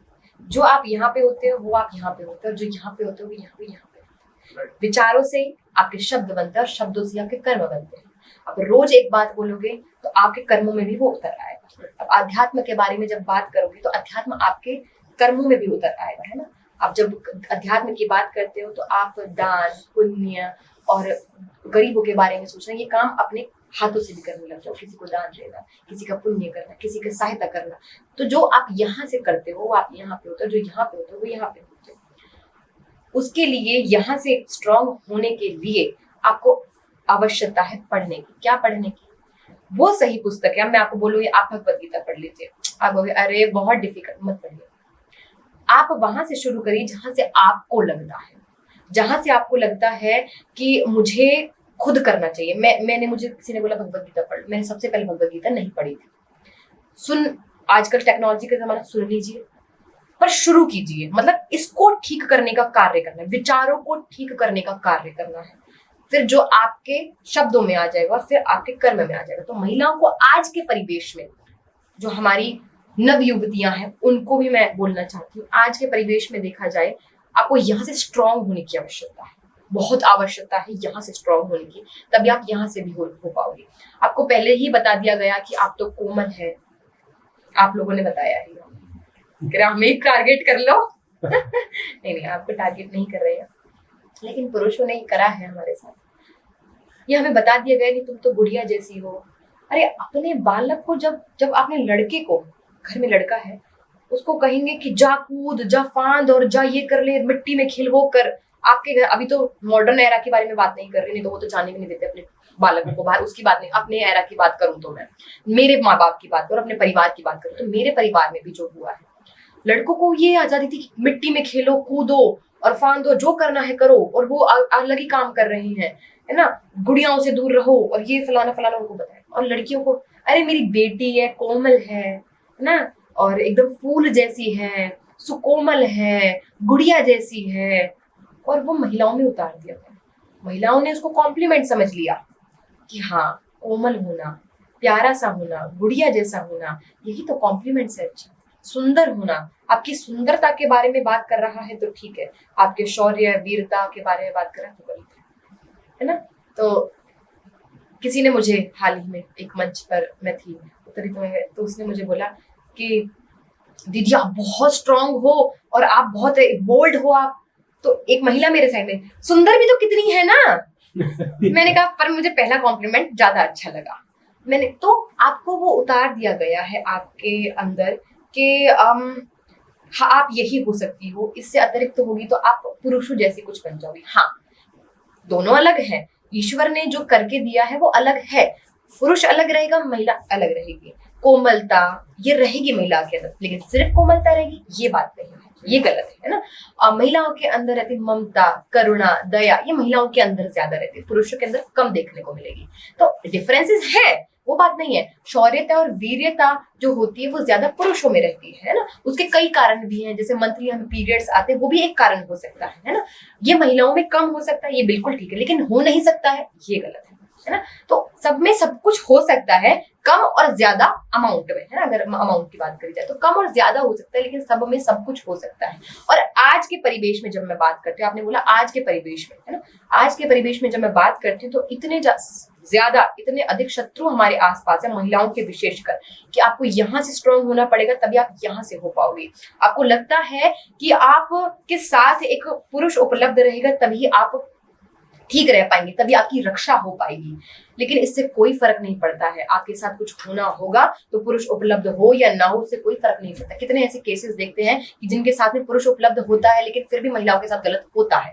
तो आपको खुद यहाँ से स्ट्रांग होना पड़ेगा। मैं मानती हूँ कि श्रृंगार जो है नारी का गहना है, मैं मानती हूँ कि मेकअप करो, कोई प्रॉब्लम नहीं है, मुझे कोई प्रॉब्लम नहीं है। कोई बोलेगा कि नहीं आप तो इतनी बड़ी बड़ी, अरे करो, कोई दिक्कत नहीं है। आपको जैसे वस्त्र पहनने हैं ये आपकी मर्जी है, किंतु इस सब के साथ आग्रह है कि यहाँ से स्ट्रांग होना, कोई ऐसी स्किल सीखना, हाथ चलाना सीखना, डंडा चलाना सीखना, नियुद्ध सीखना, और ये जूड़े कराटे और जो सेल्फ डिफेंस की बात है वो सब जरूर सीखना। उसके साथ में सब सीखना, लेकिन उसके साथ में वो जरूर सीखना। इतना बोल्ड बनना कि कोई कहे कि सुंदर हो तो बोला कि स्ट्रांग भी उतनी ही हूं मैं, उतना बोलना आना चाहिए। कोई आपके नजरों में देख ले तो आपको इतना, आपके नजरों में उतना अग्नि होनी चाहिए कि सामने वाला आपकी नजरों से ही डर जाए। इतना अपना चरित्र और व्यक्तित्व स्ट्रांग रखना, और वो जरूरी है आज के परिवेश में। अगर मैं कहूँ तो महिलाओं के लिए सिर्फ इतना ही है कि अपनी वीर वीरांगनाओं को पढ़ो, यहाँ से अपने आप को स्ट्रांग करो, आप यहाँ से खुद ब खुद स्ट्रांग हो जाएंगे। तो जब आपने आपको गुड़िया जैसी मान लेते, तो मैं हर बार एक बात बोलती हूँ कि गुड़िया जैसे शौक तुम्हारे गुड़िया सी बन जाती हो, गुड़िया जैसे शौक तुम्हारे गुड़िया सी बन जाती हो। अरे वीर प्रसूता होकर भी क्यों पल पल नीर बहाती हो, अरे शक्ति स्वरूपा हो तुम तो जगदम्बा की अवतारी हो। क्या दुर्योधन क्या दुशासन, तुम स्वयं काल पर भारी हो। हमारी एक दीदी है श्रद्धा जी, उन्होंने ये लिखा है, बहुत सुंदर लिखा है। बहुत। तो मेरा एक और प्रश्न आपसे है, आजकल के जो यूथ है बहुत कंफ्यूज है, कंफ्यूजन इतनी ज्यादा है, उन्हें स्पिरिचुअलिटी तो बोरिंग लगती है पहले, तो उनके लिए क्या ऐसा मैसेज देंगे कि यार स्पिरिचुअलिटी से जुड़ना चाहिए, कैसे जुड़ना चाहिए? थोड़ा युवा कैसे स्पिरिचुअलिटी से जुड़े? देखो वैसे तो मैं इसमें इतना सोच रही हूँ क्योंकि किसी को किसी चीज से जोड़ा नहीं जा सकता, खुद जुड़ता है ना। हाँ, उसके सराउंडिंग में ऐसा आप ऑरा क्रिएट कर दीजिए, ऐसा सराउंडिंग उसका बना दीजिए कि वो अपने आप प्रभावित हो जाए उसमें। मैंने जैसे पहले भी बात करी, इस्कॉन के लिए जब मैं बात करी, या परिवार के बारे में बात करती हूँ, अगर आपको ये बात मैं युवाओं से नहीं कह सकती कि आप जुड़ जाओ। मैं कहूंगी कि आप इस्कॉन से जुड़िए, उनसे मैं कह सकती हूँ कि आप आध्यात्मिक पुस्तकें पढ़िए, मैं उनसे कह सकती हूँ धर्म वाली पुस्तकें पढ़ सकती हूँ। उसके अतिरिक्त मैं ये नहीं कर पाऊंगी कि उनको खुद से जुड़ जाए, वो ऐसा कुछ कर दूं मैं। वो खुद से जुड़ जाए, उसका कार्य करना पड़ेगा घर के बड़े जनों को, है ना, घर के वृद्ध जनों को, या जो भी घर में सिखाने वाले लोग हैं उनको ये कार्य करना पड़ेगा। यदि आपको लगता है कि आपका बालक आध्यात्मिक क्षेत्र में भी रहे, आपका बालक आध्यात्मिक भी बने, और तो उसके लिए आपको घर का ऑरा वैसा बनाना पड़ेगा। सर्वाधिक एक जो बालक है वो अपनी माता के साथ रहता है, ये है ना, पिता के साथ नहीं रहता ऐसा नहीं बोल रहे, लेकिन माता के साथ सर्वाधिक रहता है। और आजकल अगर माताओं को देखें, माता बड़ी पूजा पाठ वाली होती है, उनके पास सप्ताह में हर दिन करने के लिए व्रत भी है, उसकी कथा भी है। माता सोमवार को कर लेंगे शिव जी का, मंगलवार को हनुमान जी का, है ना, तो हर दिन करने के लिए व्रत है और उसकी कहानी है। लेकिन माताएं कर क्या रही हैं? वो व्रत करती हैं, मेरा व्रत तो जी बिना कहानी के पूरा नहीं हो सकता है। अब वो कहानी उठाएंगे पुस्तक, व्रत पूरा हो गया। और ये मैं देखी हुई बात कह रही हूँ। मैं जहाँ रहती हूँ वहाँ एक माता जी रहती है, मुझे बोल रही मैं ना भगवत गीता पढ़ रही हूँ और इतने श्लोक तो हो गए हैं, इतने मैंने तो भगवत गीता पढ़ ली है और इतनी रहती है। मैंने कहा अच्छा। कहती है अब 2 दिन में पूरी हो जाएगी। मैंने कहा अच्छा, अब 4 अध्याय 2 दिन में पूरा कर देंगे। कही हाँ। मैंने कहा अच्छा चलो ठीक है। कहीं बस पढ़ने जा रही हूँ, तुम थोड़ी देर बैठो। मैंने कहा ठीक है आप पढ़ो, और वीडियो दिखाऊंगी मैं भी आपको वो क्या कर रही है। उनको वीडियो उन्होंने वो खोली ऐसा। तो कहने का अर्थ क्या है? कहने का अर्थ ये है, जब आप व्रत कर रहे हैं, मान लीजिए शिव जी का व्रत कर रहे हैं, आप शिव जी की कथा पढ़ रहे हैं, कथाओं का अर्थ क्या है कि उनसे कुछ सीखने को मिलता है ना, वो एक सीख आपको देती है या प्रेरणा देती है, या व्रत करने के लिए ही क्यों ना प्रेरणा मिल रही हो कि व्रत करना चाहिए, या ये प्रेरणा ही क्यों ना मिल रही, लेकिन प्रेरणा मिलती है, सीख मिलती है। लेकिन वो प्रेरणा और वो सीख छोड़कर माता जी उस पर ध्यान देती है कि कहानी के पढ़े बिना मेरा व्रत पूरा नहीं होगा। और मैं गारंटी दे सकती हूँ कि इतनी सारी कहानियां जो हैं, उन 1-2 को छोड़कर उनको सारी कहानियों के बारे में पता भी नहीं होगा। कहने का अर्थ ये है, जब आप व्रत करती हैं, जब आप कहानियां पढ़ती हैं, उस व्रत को करिए, वो कहानियां पढ़िए, और वो पढ़ने के बाद अपने बालकों को बताइए। आप रामायण पढ़ते हैं, महाभारत पढ़ते हैं, भगवत गीता पढ़ते हैं, आप जो कुछ भी पढ़ते हैं, आप हनुमान चालीसा ही क्यों ना पढ़ रहे हो, आप वो सब कुछ अपने बालकों को बताइए। जब आप हनुमान चालीसा पढ़ रहे हैं तो अपने बालकों को बताइए कि कितना गौरवशाली उनका चरित्र और व्यक्तित्व रहा है, किसका, हनुमान जी का। वो कैसे थे, वो क्या करते थे, वो कितने शौर्यवान वीर थे वो, ये सब आप बताइए अपने बालक को। तो घर में उस प्रकार की जब बातें होंगी, जब ऐसे महापुरुषों के बारे में बात होंगी, जब ऐसे भगवानों के बारे में, चरित्रों के बारे में, व्यक्तित्वों के बारे में बात होगी, तो बालक अपने आप अध्यात्म से जुड़ेगा। ये है। अब आप कहेंगे युवा को क्या सीख देना चाहते हैं? यदि, क्योंकि मैं नहीं कह सकती जुड़ जाइए, मैं कहती यदि कि युवा चाहता है अध्यात्म से जुड़ना, यदि वो चाहता है कि मेरे अंदर भी कुछ ऐसी भावनाएं रहें, मैं भी आध्यात्मिक बन जाऊं, स्पिरिचुअलिटी के लिए मेरे मन में भी कुछ अच्छी भावनाएं रहे, मैं लोगों को बता पाऊं मैं कि I am a spiritual person, ऐसा बोल सके, उसके लिए आप में थोड़ी नॉलेज भी होनी चाहिए, थोड़ा ज्ञान होना चाहिए, क्योंकि ज्ञान के बिना कुछ भी नहीं है। तो उसके लिए सबसे पहले आपको कुछ धार्मिक पुस्तकें पढ़नी होंगी। अब मैं बोलूंगी ये पढ़ लीजिए, वो पढ़ लीजिए, नहीं, जहां से आपको लगे। यूट्यूब खोलिए, सोशल मीडिया का जमाना है, यूट्यूब खोलिए कि धर्म का क्या अर्थ है सबसे पहले, है ना। हम भगवत गीता पूरी पढ़ लेते हैं लेकिन धर्म का अर्थ ही नहीं पता। धार्यति इति धर्मः, जो धारण करने योग्य है वही धर्म है। इस सृष्टि में जो कुछ भी धारण करने योग्य है, कीचड़ से भी जो कुछ सीखा जा सकता है सीखिए, अपने अपोजिट व्यक्ति से भी कुछ सीखा जा सकता है तो सीखिए। जो सीखा जा सकता है, जो धारण करने योग्य है वही धर्म है। हिंदू धर्म है, मुस्लिम धर्म है ना, धर्म वो है जो धारण करने योग्य, धारयति इति धर्मः, जो धारण किया जा सकता है वही धर्म है। ऐसी परिभाषाओं से शुरू कीजिए। आपको लगता है कि आपको अध्यात्म को जानना है तो पहले इन टर्म्स को जानिए, धर्म क्या है, सनातन क्या है ना, वैदिक क्या है ना। आप भगवत गीता किसने लिखी है, भगवत गीता का कैसे भगवान श्री कृष्ण ने अर्जुन को सिखाई और क्या सीख दी, ये सब छोटी छोटी चीजें यूट्यूब से सर्च कर लीजिए, अच्छे वक्ताओं को सुनिए, वहां से नॉलेज लीजिए, फिर आपका अपने आप आपका उतना वो नॉलेज बन जाएगा, उतनी नॉलेज आपको हो जाएगी कि आपको पता लग जाएगा कि अब आपको क्या पढ़ना है। सिर्फ इतना कहना चाहूंगी अगर मैं युवाओं से कहूँ। लेकिन अगर युवाओं को आप चाहते हैं कुछ बनाना, तो परिवार में उस प्रकार का माहौल होना चाहिए कि आपका बालक आध्यात्मिक बने। धन्यवाद। अभी आपने बोला सोशल मीडिया से सुनना चाहिए। सोशल मीडिया का जमाना है, मैंने बोला कि सोशल मीडिया का जमाना है, उसमें यूट्यूब की अच्छी प्रमुख भूमिका आज हम देख रहे हैं। तो यूट्यूब में काफी अच्छे अच्छे वक्ता है। देखिए, आपको डिफरेंस भी समझ आ जाएगा कि कौन गलत बता रहा है और कौन सही बता रहा है। कभी भी एक चीज को सुना और सुनकर धारण कर लिया नहीं, उसकी कंपैरेटिव स्टडी करो, है ना। कंपैरेटिव स्टडी बोलते हैं जब हम 2 जगहों से पढ़ते हैं, 3 जगहों से हमारे इसमें बताते हैं कि अगर आपको वेरीफाई करना है तो 3 चीजों को देखो। हाँ। गुरु, साधु हाँ। और शास्त्र। अच्छा। गुरु क्या कहते हैं, साधु क्या कहते हैं, शास्त्र क्या कहते हैं। तो साधु में ऐसे लोग जो बता रहे हैं स्पिरिचुअलिटी के बारे में, उनको सुन रहे हो आप अगर, तो देखें ऐसे अगर हम किसी गुरु को भी फॉलो करने जाते हैं तो गुरु की बातें, साधु की बातें और शास्त्र की बातें अगर तीनों मैच करती हैं, मतलब मुझे लगता है कि यहाँ पर थोड़ा सा अलग है मेरा। मैच नहीं भी करेंगी और चीज सही है। कई बार मेरे और मेरे आचार्य के बीच में भी बहस हो जाती है।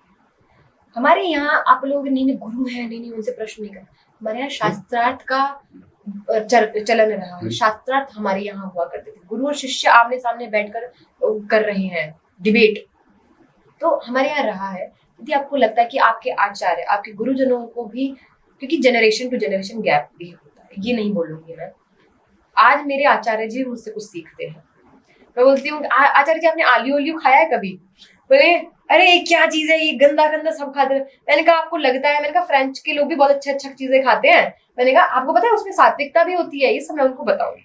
तो वो भी एक है, ठीक है। तो मैं बोलती हूँ कि जब मैंने जो पहली लाइन बोली, धारयति इति धर्मः, धारण करने योग्य जहां कुछ से जहां से भी मिले वही गुरु बन जाएगा आपका, वही चीज गुरु है आपकी। और कॉन्ट्राडिक्टरी चीजें हो सकती हैं, और आप में और आपके गुरु में भी कुछ चीजें हो सकती है, डिफरेंस हो।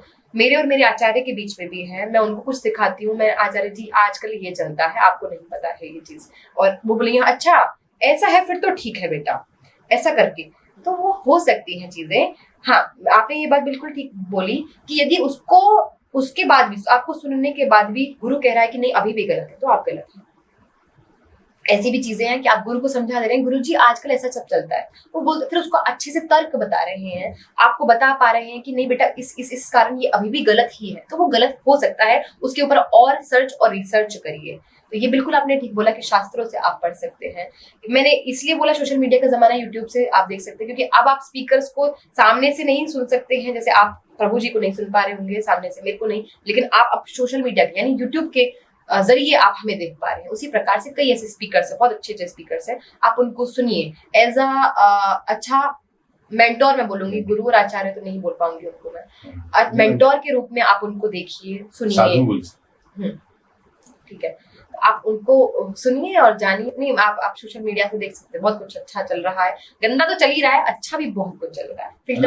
अलग अलग तरह की नॉलेज भी फ्लो कर रही है ना। इस कंटेंट के नाम पर, स्पिरिचुअलिटी के नाम पर भी तो बेकार कंटेंट भी तो जा रहा है। अपने जो मैंने सीखा, क्योंकि कई बार स्पिरिचुअलिटी अपने हिसाब से बताई जाती है। अपने हिसाब से हम क्या स्पिरिचुअलिटी को बताते हैं? अपने हिसाब से तो नहीं, लेकिन अपने एक्सपीरियंसेस से।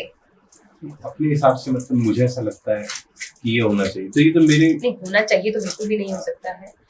लेकिन आपने इतना कुछ पढ़ लिया है, आपने इतना कुछ जान लिया है, आप इतने अच्छे अच्छे लोगों के बीच में रहे हैं, आप इतने अच्छे अच्छे गुरुजनों के बीच में रहे, उसके बाद आपको क्या अनुभव हुआ कि क्या अध्यात्म है, वो आप बता सकते हैं। यहाँ पर मैं एक बात बोलूँ, एक्चुअली इंसान की जो इंद्रियां हैं वो अपूर्ण है। अपूर्ण मतलब परफेक्ट नहीं है। हमारी आंखें सब कुछ नहीं देख सकती, हमारे कान सब कुछ नहीं सुन सकते, हमारी मतलब जितनी 5 सेंसेस हैं वो अपूर्ण है। परफेक्ट नॉलेज हमें इन सेंसेस से नहीं हो सकती।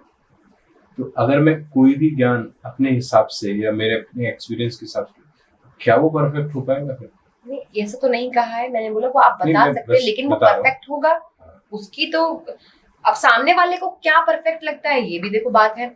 एक मैंने दिव्या कीर्ति सर की बहुत अच्छी बात पढ़ी सुनी, उन्होंने बहुत अच्छी बात बोली कि हम किसी चीज का डिसीजन लेने से पहले ही डिसीजन ले चुके होते हैं, है ना।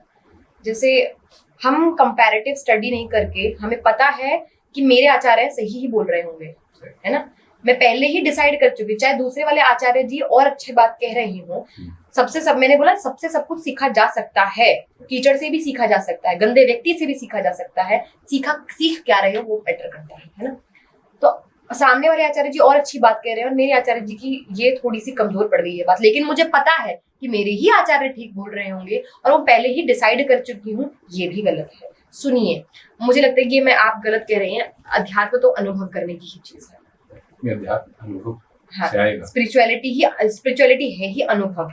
आपकी आंतरिक यात्रा यही स्पिरिचुअलिटी है। मुझे नहीं पता कि आप कहाँ से पढ़कर उसको ही फिर अध्यात्म कहेंगे, नहीं। मैं जो एक बात कंटेक्स्ट बोलना चाह रहा हूँ, आप इस बात को समझो कि जैसे मैंने एक क्यों बोला, मान लो कोई मुझे भगवान की डेफिनेशन बताता है भगवान क्या है, अब उसके हिसाब से भगवान कुछ और हो सकता है, पर मैं कह रहा हूँ कि क्योंकि भगवान परफेक्ट है, वो परफेक्ट जो नॉलेज है, मुझे परफेक्ट कहाँ से वो सोर्स कैसे मिलेगा, मैं परफेक्ट नॉलेज कैसे गेन कर पाऊँ, मैं कैसे विश्वास करूँ ये बोल रहा है कि भगवान ये है तो ये भगवान है। तो इसके लिए गुरु साधु शास्त्र, इसके लिए गुरु साधु शास्त्र, ये इनके पास जाना से जो है हमें वो अब आप देखो, बहुत ये तो बहुत ऐसी चीज हो जाएगी, यहाँ तो युद्ध हो जाएगा। आप कृष्ण को मानने वाले हैं, आप मीरा से पूछेंगे तो कृष्ण कुछ और है, राधा से पूछेंगे तो कृष्ण कुछ और है, रुक्मणी से पूछेंगे तो कृष्ण की डेफिनेशन कुछ और है, आप शबरी से पूछेंगे तो राम कोई और है, सीता से पूछेंगे तो राम कोई और है, दशरथ से पूछेंगे तो राम कुछ और है। एक राम दशरथ का बेटा, एक राम गटगट में बैठा, एक राम का सकल पसारा। राम हर किसी के लिए अलग है। मैं क्या राम को मानती हूँ, मेरे लिए राम आदर्श है, मेरे लिए राम वो है जिन्होंने ब्रह्मचर्य की अगर सही परिभाषा कहीं से सीखी जा सकती है तो प्रभु श्री राम से सीखी जा सकती है। किस प्रकार से आजीवन एक पत्नी व्रता रहा जा सकता है, ऑप्शन थे, राजा थे, होता था वैसा, लेकिन फिर भी एक पत्नी व्रता रहे, ये मेरे लिए राम आदर्श है, ये मेरे राम है, ये मैं राम को मानती हूँ। तो सबका एक किसी अगर व्यक्तित्व के बारे में बात कर रहे हैं तो हर किसी का, राम भी एक व्यक्तित्व है, व्यक्तित्व के बारे में भी बात कर रहे हैं, कृष्ण भी एक व्यक्तित्व है। अगर एक व्यक्तित्व के बारे में बात कर रहे हैं तो सबके जो क्या बोलते हैं रिमार्क्स जो होंगे वो अलग होंगे, सबका कंक्लूजन उनको लेकर अलग होगा। उसी प्रकार से अध्यात्म भी है, अध्यात्म को जिसने जैसा समझा वो उसके लिए अध्यात्म है। अगर 10 ऋषि मुनि कंदराओं में आज भी बैठे होंगे, है ना, अगर उनके हिसाब से भी पूछे कि आपके हिसाब से अध्यात्म क्या रहा, आपकी यात्रा कैसी रही, तो सबकी यात्रा अलग होगी और सबके हिसाब से अध्यात्म अलग होगा। तो मैं ये नहीं मान सकती कि अध्यात्म की कोई एक परिभाषा कहीं पर लिखी होगी और फिर मैं उसको मान लूंगी। हाँ, ये बात बिल्कुल ठीक है, क्योंकि गुरु के पास बैठने से ही उपासना ही ये है। उपासना क्या है? गुरु के निकट बैठना। तो गुरु के निकट बैठने से ही आपको ज्ञान प्राप्त होगा, क्योंकि आप हर जगह सही नहीं हो सकते हो, आपको हर चीज के बारे में नहीं पता हो सकता है।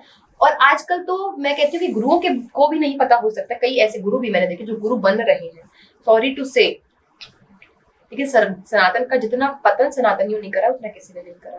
तो ऐसे गुरु भी आजकल हैं। तो ये भी मैं कहती हूँ कि अगर आप किसी को अपना गुरु मान रहे हैं तो अंधश्रद्धा मत दिखाइएगा, उसको भी, गुरु को भी सुनिए और सुनने के बाद उसके ऊपर फिर अध्ययन कीजिए, रिसर्च करिए। सर्च हो गया, रिसर्च करो। तो मैं ये बोलती हूँ आज की परिवेश में देखो, हर युग में, हर कालखंड में, हर अब जैसे जैसे ईयर्स बढ़ते जा रहे, जैसे जैसे साल बढ़ता जा रहा है, हर जैसे जैसे समय बढ़ता जा रहा है, उसमें अगर हम देखेंगे तो हर चीज की परिभाषा भी बदलती जा रही है ना। तो अगर हम बोले कि पहले गुरु का ही सम्मान था, गुरु ही सर्वश्रेष्ठ था, गुरु ही नॉलेज का एक केंद्र था, सोशल मीडिया नहीं था, बहुत सारी किताबें नहीं थी, जितना ज्ञान था वो गुरु के पास था, गुरु दे रहा है, इसीलिए गुरु सर्वोपरि था। किंतु आज एक तो गुरु के नाम पर बहुत सारे पाखंडी भी आ चुके हैं।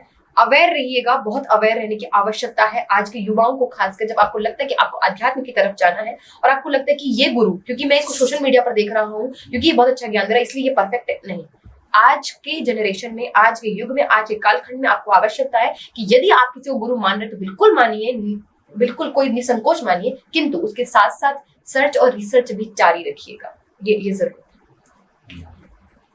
ठीक है, तो आपने बहुत सारी बातें बताई हमें। देखिए, डिफरेंसेस हो सकते हैं हाँ, प्रभु जी, डिफरेंसेस हो सकते हैं, लेकिन गलत कुछ भी नहीं होता है। सही और गलत अपने मानने के 2 पॉइंट्स है, सही क्या है गलत। ठीक है, अभी आपके साथ एक रैपिड फायर। अच्छा, रैपिड फायर, ठीक है, ओके। तो रैपिड फायर में कुछ क्वेश्चन पूछेंगे आपको, जल्दी जल्दी जवाब देना। लंबे जवाब नहीं, छोटे जवाब देना। अच्छा, एकदम से जवाब नहीं दिए जाते पर मेरे से, पर हाँ मैं दे दूंगी। और मैं एकदम सोचूं कि क्या, हाँ विचार करती हूँ मैं चीजों पर। तो पहला क्वेश्चन है, अगर एक ही ग्रंथ स्कूल में कंपलसरी हो तो क्या होगा, रामायण या गीता? भगवद गीता। जिंदगी में सबसे ज्यादा पावर किसी एक वैल्यू से मिली हो तो कौन सी? वैल्यू मतलब संस्कार। हाँ, संस्कार। एक कोई एक ऐसा संस्कार, मतलब मेरे को एक ऐसी बात पता चली हो जो- हाँ, अच्छा, ओके ओके ओके। कि सत्य के ग्रहण करने और असत्य के त्यागने में सर्वदा उदित रहना चाहिए। जब आपको पता लग जाए कि ये चीज सत्य है, उसको ग्रहण कर लीजिए, और जिस क्षण पता लग जाए कि ये असत्य आज तक मैं पढ़ा रहा था, कि इतना कॉन्फिडेंस उस पर नहीं रखिएगा, कि इतना आप उसके ऊपर स्ट्रांगनेस मत दिखाइएगा, इतना ज्यादा उसके ऊपर विश्वास मत कर लीजिएगा कि नहीं, क्योंकि मैं आज तक सिर्फ ये पढ़ता आ रहा हूँ और ये जानता था, ये गलत नहीं हो सकता है। तो जिस क्षण पता लग जाए कि ये सत्य है, वो उसको ग्रहण कर लीजिए और असत्य को तुरंत त्याग दीजिए। सत्य के ग्रहण करने और असत्य के त्यागने में सर्वदा उद्यत रहना चाहिए। सोशल मीडिया पे सबसे ज्यादा किस टॉपिक पर ट्रोल मिले? मुझे जब भी मैं राजनीति के बारे में बात करती हूँ, जब भी मैं वेदों के बारे में बात करती हूँ, तब। भक्ति को एक वर्ड में कैसे लिखा? भक्ति को एक वर्ड में, आंतरिक यात्रा। आंतरिक यात्रा, स्वयं को जानना भी बोल सकते हैं। लड़कियों के लिए फेम या फ्रीडम आपके लिए क्या इम्पोर्टेंट? फ्रीडम, पर सही क्षेत्र में, मतलब सिचुएशंस पर डिपेंड कर। आप फ्रीडम बोलोगे हर किसी चीज में, सही क्षेत्र में। गुरुकुल एजुकेशन का एक ऐसा बेनिफिट जो आज भी सुपर रिलेवेंट? योग जो मुझे लगता है कि शरीर है तो सब कुछ है, और नहीं है तो योग संपूर्ण चीज। महिला एम्पावरमेंट को, हमें महिला और एम्पावरमेंट बोला, को रियल लाइफ में ऐसे बनाने का सबसे सिंपल तरीका क्या बनाने का? मतलब महिलाओं को एम्पावर करने empower का करने का। सबसे सिंपल तरीका? Read your history. Read your history, हाँ, अपने इतिहास को जानो, पढ़ो, अपने आप ही पता लग जाएगा। ऐसी ऐसी वीरांगनाएं रही कि ऐसे गूज़बम्स खड़े हो जाते, ओह हम तो कुछ कर ही नहीं रहे, ऐसा वाला फील आ जाएगा। जब गुस्सा आए तो खुद को पहले क्या याद दिलाते हैं? कि उससे कुछ भी नहीं होगा। हाँ, एक बार थोड़ा सा लंबा हो जाएगा, थोड़ा सा बस। अध्यात्म से जुड़ने का सबसे ही अच्छा आपको बेनिफिट कुछ मिलेगा ना, आत्म शांति है। एक मैं कहती हूँ कि ना, अगर मुझे अध्यात्म से जुड़े, अपनी आत्म शांति के लिए जुड़े, लंबा जीने के लिए अध्यात्म से जुड़े। जब गुस्सा आता है, पहले आता था और अब आता है, उसमें डिफरेंस है। अब जब आता है तो लगता है कि अरे कुछ भी नहीं होना है, दूध फैल गया, अभी आ रही थी मैं, अरे चलो साफ करो पहले, मुझे पता है इसके अलावा तो उसके अलावा कुछ हो ही नहीं सकता है साफ करने के अलावा। योगा, मेडिटेशन या डांस, स्ट्रेस दूर करने के लिए आप क्या प्रेफर? अच्छा, इंस्टेंट में डांस प्रेफर करती हूँ, क्योंकि मैं एक डांसर रही हूँ, तो मुझे लगता है मैं इंस्टेंट। आपने योगा मेडिटेशन बोला, वैसे योग और मेडिटेशन एक ही चीज है। योग के अंग में आता है ध्यान, धारणा, ध्यान, समाधि। तो लेकिन हाँ, पर इंस्टेंट के लिए अगर मैं बात करूँ तो डांस मैं करती हूँ। तो लास्ट, अपनी ऑडियंस में सबसे बड़ा पॉजिटिव चेंज के लिए क्या देखना चाहते हैं? अपनी ऑडियंस में सबसे बड़ा पॉजिटिव चेंज क्या देखना चाहते हैं? विचारशील बनिए। विचारशील, सब विचार से ही होता है।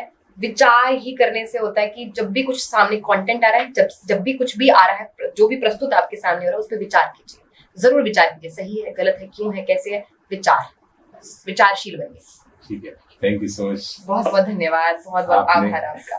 आपका बहुत बहुत आभार, क्योंकि आपने हमें समय दिया, आप इतनी दूर से हमारे लिए आए।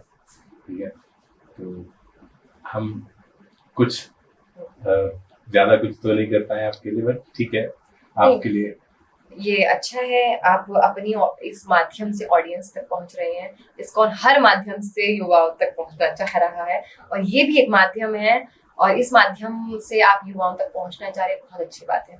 तो हो सकता है कि आपके कारण कुछ युवा मुझे सुन रहे हैं। चेंज चाहिए, कोई कर रहा हो, आपका कार्य हो रहा है। जीवन ये याद रखिएगा, अगर एक युवा भी किसी और की वजह से चेंज हो रहा है तो आपका कार्य हो रहा है, कार्य आपका हो रहा है ना, क्योंकि आप भी तो वही चाह रहे हो ना। आप जो चाह रहे हो वो कार्य कोई और भी कर रहा है तो हो रहा है, मेरा कार्य हो रहा है, तो बहुत अच्छा काम। बहुत बहुत धन्यवाद, बहुत धन्यवाद, थैंक यू सो मच। नमस्ते। तो आप सबका बहुत बहुत धन्यवाद, आपने इतनी देर तक जो है हमारा पॉडकास्ट देखा, और आगे भी इसी तरह के से हम पॉडकास्ट लाते रहेंगे। तो आप सब ऐसे ही जुड़े रहिए, लाइक करते रहें, कमेंट करते रहें, सब्सक्राइब करें और हमें सपोर्ट करें। हरे कृष्णा, जगत गुरु श्रील प्रभुपाद की जय।